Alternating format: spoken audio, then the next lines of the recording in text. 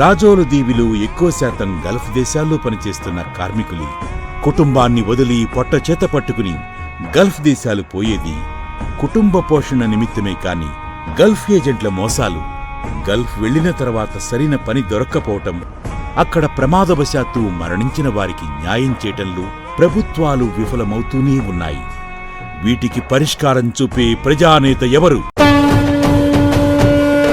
Israel Gulf దేశాలకి ఎక్కువ మంది ముఖ్యంగా ఎస్సీ బీసీలు ఇక్కడి నుంచి వలస వెళ్తా ఉన్నారు. ఉద్యోగ వేటలో ఫ్యామిలీని వెనక వదిలి ఫ్యామిలీని చూసుకునే నాదుడు లేక ఉద్యోగ వేటలో సంపాదన కోసం ఫ్యామిలీని పోషించటం కోసం గల్ఫ్ దేశాలకు కానీ ఇజ్రాయెల్కి కానీ వెళ్తూ ఉన్నారు ఇటీవల కాలంలో. ఇక్కడ వెళ్ళే వాళ్ళకి ఏజెంట్ల నుంచి మోసాలు, లేకపోతే అక్కడికి వెళ్ళిన తర్వాత సరైన ఉద్యోగం ఇంకొక అంశం. తర్వాత అక్కడ ఏమైనా ఇబ్బందికరమైన పరిస్థితులు వస్తే వెనక్కి రావటానికి కూడా ఇంకొక రకమైన ఇబ్బంది పరిస్థితులు. ఇవన్నిటికి కారణం ఏంటంటే సరైన ఉద్యోగ భద్రత లేకపోవడం. హోమ్ మినిస్ట్రీ నుంచి దీన్ని మానిటర్ చేయడానికి సెల్ ఉంది.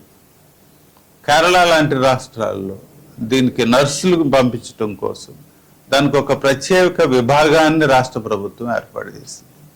అదే రకంగా మన రాష్ట్రంలో కూడా ఒక విభాగాన్ని ఏర్పాటు చేసి ఇది ఉంది, ఆల్రెడీ ఉంది. హోమ్ క్యాబ్ అనే ఒక ఆర్గనైజేషన్ ఉంది మన రాష్ట్రంలో కూడా, కానీ సరిగా అది అమలు కావటం లేదు. దాన్ని ఉపయోగించుకొని మన రాష్ట్రంలో ఇక్కడ హెల్ప్ లైన్ లాగా మనం మల్కీపట్నంలో పెట్టుకొని లేకపోతే సెకండరీలో పెట్టుకొని గల్ఫ్కు వెళ్ళే వారిని మనం రిజిస్టర్ చేసుకొని ఏజెంట్లను కూడా రిజిస్టర్ చేసుకొని మోసాలకు తావు ఇవ్వకుండా వీలైతే బ్యాంక్ లోన్లు మొబిలైజ్ చేసుకొని వాళ్ళకి ట్రైనింగ్ ఇచ్చి అక్కడ హోమ్ మినిస్ట్రీ నుంచి అక్కడ ఎంబసీకి లేకపోతే అక్కడ వారితో కాంటాక్ట్ చేసి ఈ ఉద్యోగ భద్రత అయితే మనం తప్పనిసరిగా ఇవ్వచ్చు. దీనికి సంబంధించిన అన్ని చర్యలు నేను తీసుకుంటానని మీకు హామీ ఇస్తున్నాను.